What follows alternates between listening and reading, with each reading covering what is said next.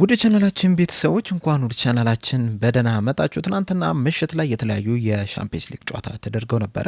በእነዚህም ጨዋታዎች እንግዲህ የተለያዩ ውጤቶች ተመዝግበዋል። ይህንንም የምንመለከትበት ፕሮግራም ይዤላችሁ መጥቻለሁ። እስከ መጨረሻ ደቂቃ ድረስ አብራችሁን ቆይታችሁ እንድትከታተሉት በአክብሮት እጋብዛለሁ። ሰብስክራይብ፣ ላይክ፣ ሼር እያደረጋችሁም የቻናሉ ቤተሰብ እንድትሆኑ በአክብሮት እጠይቃለሁ። አሁን በቀጥታ ወደ ጨዋታዎቹ የምናመራ ይሆናል። አብራችሁን ቆዩ። ትናንትና ምሽት ላይ 9 የሚደርሱ የሻምፒየንስ ሊግ ቀሪ ጨዋታዎች ተደርገው ነበረ።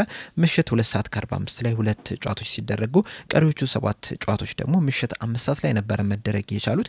2 ሰዓት ከ45 ላይ በተደረጉ ጨዋታዎች ስንጀምር በመጀመሪያ የተገናኙት ጋላታሳራይ ከአትሌቲኮ ማድሪድ ጋር ነበረ። በዚህ ጨዋታ ላይም አንዳቻ በሆነ ውጤት ማጠናቀቅ ችሏል። የጋላታሳራይን ግብ ሎሬንቴ ሲያስቆጠር የአትሌቲኮ ማድሪድን ግብ ሲሞኒ ማስቆጠርም ችሎ ነበር። በዚህ ጨዋታ ላይ እንግዲህ አትሌቲኮ ማድሪዶች በጣም የተሻሉ ቡድን ሆነው መቅረብ ችሎ ነበረ።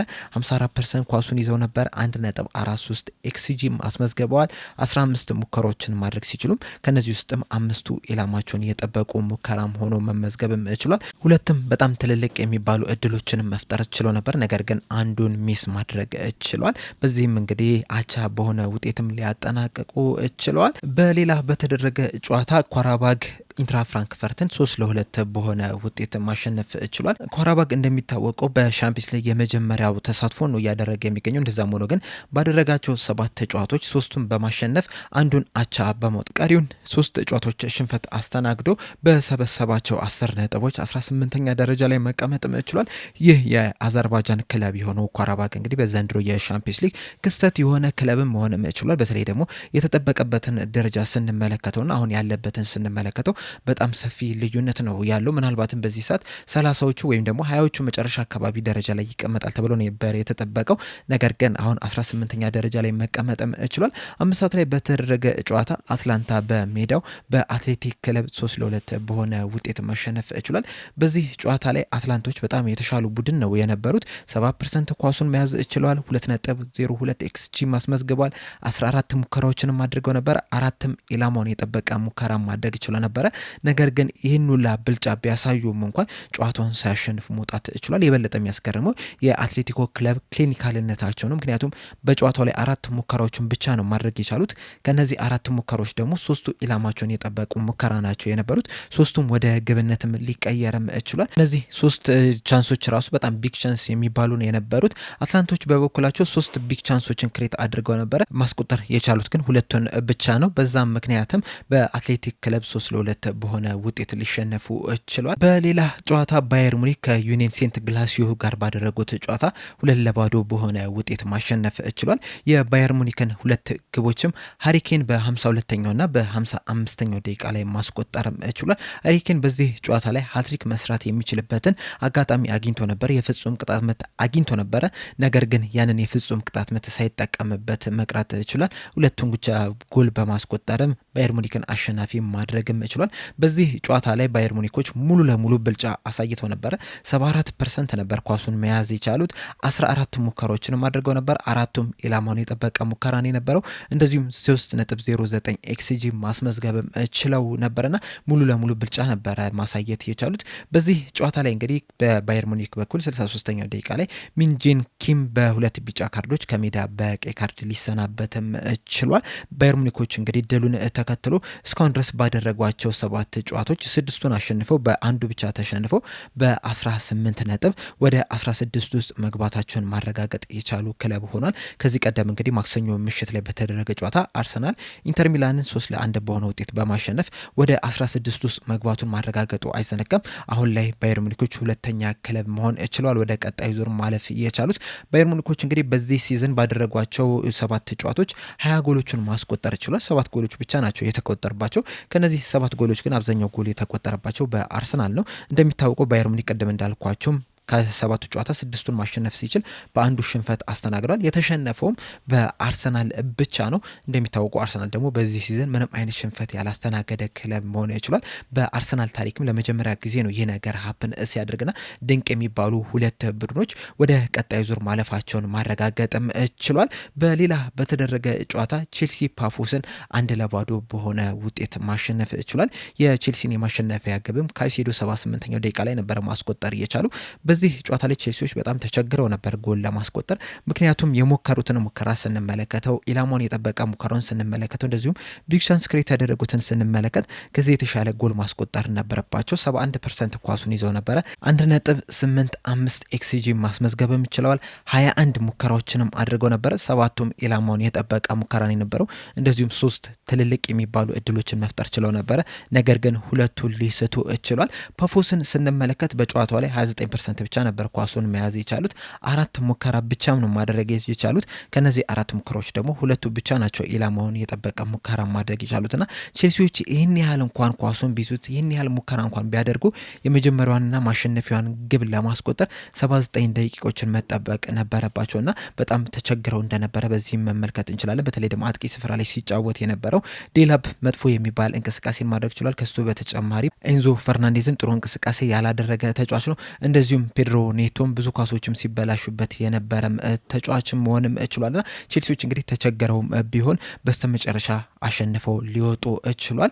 ድሉንም ተከትሎ ቼልሲዎች ደረጃ ሰንጠረዣቸውን በማሻሻል በዚህ ሰዓት 8ኛ ደረጃ ላይ መቀመጥም ችሏል። በሌላ በተደረገ ጨዋታ ጁቬንቱስ ቤኔፊካን 2-0 በሆነ ውጤት ማሸነፍ ችሏል። የጁቬንቱስን የማሸነፊያ ግቦች ቱራም ኢሌኒ በ55ኛው ደቂቃ ላይ ማኬን በ64ኛው ደቂቃ ላይ ማስቆጠርም ችሏል። በዚህ ጨዋታ ላይ የተሻለ ወይም ተመጣጣኝ የሚባል እንቅስቃሴን ማድረግም ችሎ ነበር። ሁለቱም ክለቦች ኳሱን በመያዝ ደረጃ ቤኔፊካ የተሻለ ቡድን የነበረው 54% ኳሱን ሲይዙ ጁቬንቱሶች 64% ነበረ መያዝ የቻሉት። በኤክስጂም ከተመለከትን ቤኔፊካዎች የተሻሉ ነበሩ። 1.44 ኤክስጂ ሲያስመዘግቡ ጁቬንቱሶች 1.36 ብቻ ነበር ማስመዝገብ የቻሉት።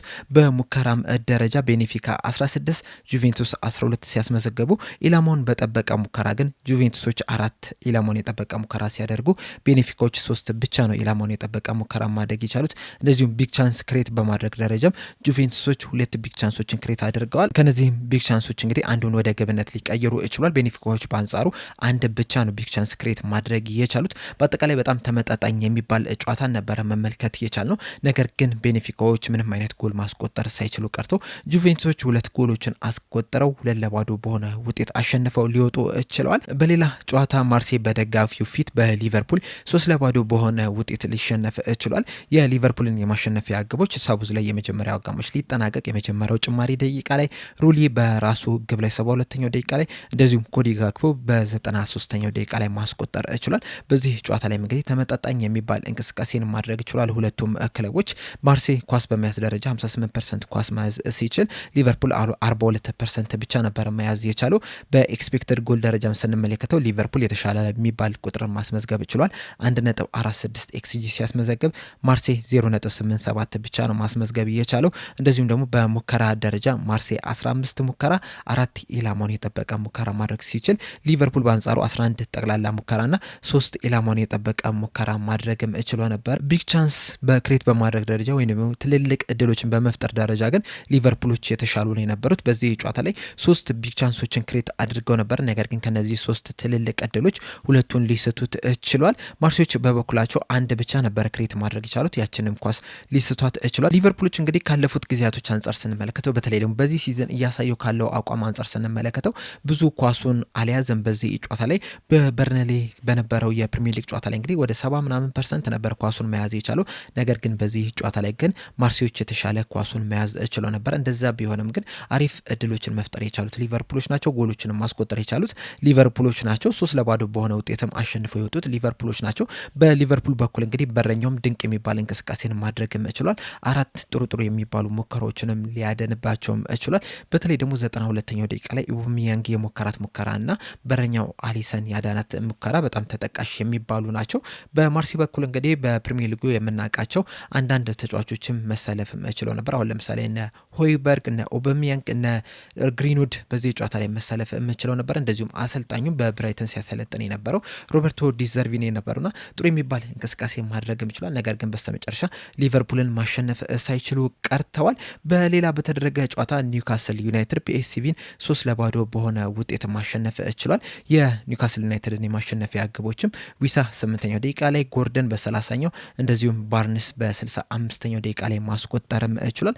በዚህ ጨዋታ ላይ አዲሱ ፈራሚ ዊሳ ድንቅ የሚባል እንቅስቃሴን ማድረግ ይችላል። በቆየባቸው 72 ደቂቃዎች 1 ጎልና 1 አሲስት በማስመዝገብ 8.2 ሬቲንግ ተሰጥቶት የጨዋታው ኮከብም ተብሎ መመረጥም ችሏል። ከሱ በተጨማሪም ግን ባርንስና ጎርደንም ጥሩ የሚባል ምሽትንም ማሳለፍም ችሏል። እንደዚሁም ጆሊንግተንም በጣም አስደናቂ የሚባልን ምሽትም ማሳለፍም ችሏል። ኒውካስል ዩናይትዶች እንግዲህ ይህንንም ጨዋታ ሲያሸንፉ በጨዋታ ብልጫም ጭምር ነው የነበረው። በጨዋታው ላይ እንግዲህ 54% ኳሱን መያዝ ችለው ነበረ። 2.4 ኤክስጂ ማስመዝግበዋል። 11 ሙከራዎችንም አድርገዋል። 4 ኢላማን የጠበቀ ሙከራ ማድረግም ይችላል። 4 ትልልቅ እድሎችን መፍጠር ሲችሉ አንዱን ብቻ ነው ሚስ ማድረግ የቻሉ፣ 3ቱን ግን ወደ ግብነት መቀየርም ችሏልና ይህንን ጨዋታ ሲያሸንፉ እንግዲህ ከጨዋታ ብልጫ ጋርም ጭምር ነው። ኒውካስል ዩናይትዶች እንግዲህ አንዳንድ ጨዋታዎች ላይ በጣም ጥሩ ሲንቀሳቀሱ እንመለከታቸዋለን። አንዳንድ ጨዋታዎች ላይ ደግሞ በጣም ወርደው ሲጫወቱ ነው እየተመለከትናቸው የምንገኘው። በዚህ ጨዋታ ላይ ግን አስደናቂ የሚባል ምሽትን ማሳለፍም ችሏል። በመጨረሻ በተደረገው ጨዋታ ደግሞ ስላቪያ ፕራግ ከባርሴሎና ጋር ተገናኝተው ነበረ።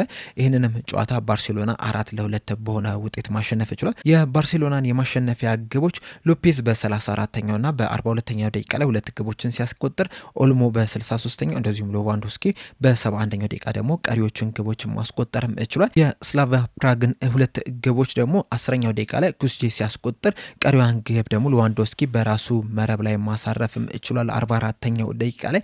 በዚህ ጨዋታ ላይ እንግዲህ ባርሴሎናዎች ሙሉ ለሙሉ ጨዋታውን መብለጥም ችሎ ነበረ። እንደዚሁም ተጨማሪ ግብ ማስቆጠርም ችሎ ነበር። ነገር ግን ደግሞ በቫር አማካኝነት ያቺ ጎል ልትሻርባቸው ችላለች። እንደዛም ሆኖ ግን በጣም ምርጥ የሚባል እንቅስቃሴ ማድረግ ችሏል። 59% ኳሱን መቆጣጠር ችሏል። 71.47 ኤክስጂ አስመዝግበዋል። 20 ሙከራዎችን ማድረግ ሲችሉ ከነዚህ 20 ሙከራዎች ደግሞ 12ቱ ኢላማቸውን የጠበቁ ሙከራን የነበሩት። እንደዚሁም 3 ቢግ ቻንሶችም ክሬት ማድረግም ችሏል።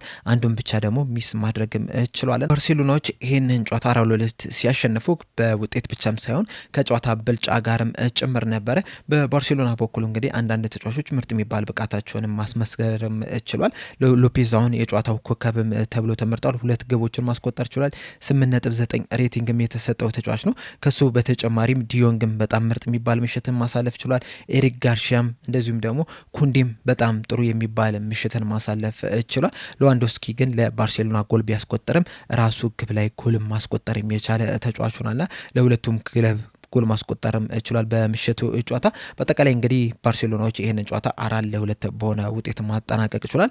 የሻምፒየንስ ሊግ የምድብ 7ኛ ጨዋታ ከተደረጉ በኋላ ያለውን የደረጃ ሰንጠረዥ ስንመለከት አርሰናል 7ቱንም ጨዋታዎች በማሸነፍ በ21 ነጥብ አንደኛ ደረጃ ላይ ሲቀመጥ፣ ባየር ሙኒክ በ18 ነጥብ ሁለተኛ ደረጃ ላይ ተቀምጧል። እነዚህ ሁለቱ ክለቦች እንግዲህ ወደ ቀጣይ ዙር ወደ 16ቱ ጥሎ ማለፍ በቀጥታ ማለፋቸውን ያረጋገጡ ክለብ ሲሆን፣ ሶስተኛ ላይ ሪያል ማድሪድ ከ7 ጨዋታ 5ቱን በማሸነፍ በ15 ነጥብ፣ ሊቨርፑል በተመሳሳይ 15 ነጥብ፣ ቶተናም በ14፣ ፒኤስጂ በ13፣ ኒውካስል ዩናይትድ በ13፣ ቼልሲ በተመሳሳይ 13 ቀሪዎቹን እስከ 8ኛ ደረጃ ላይ ያሉትን ቦታዎችን መያዝም ችሏል። ከዛ በኋላ እንግዲህ ባርሴሎናዎች በ13 ነጥብ 9ኛ ደረጃ ላይ፣ ማንቸስተር ሲቲ በ13 11ኛ፣ አትሌቲኮ ማድሪድ በተመሳሳይ 13 12ኛ፣ ኢንተር ሚላን በ12 እንደዚሁም ጁቬንቱስ በ12 14ኛና 15ኛ ደረጃ ያለውን መያዝ ሲችሉ፣ መጨረሻ ደረጃ ላይ ካርማ አይልማይቲ በ1 ነጥብ 36ኛ ደረጃ ላይ፣ ቪላሪያል በ1 ነጥብ 35ኛ ደረጃ ላይ፣ ስላቪያ ፕራግ በ3 ነጥብ 34ኛ ደረጃ ላይ መቀመጥ የቻሉም ክለብም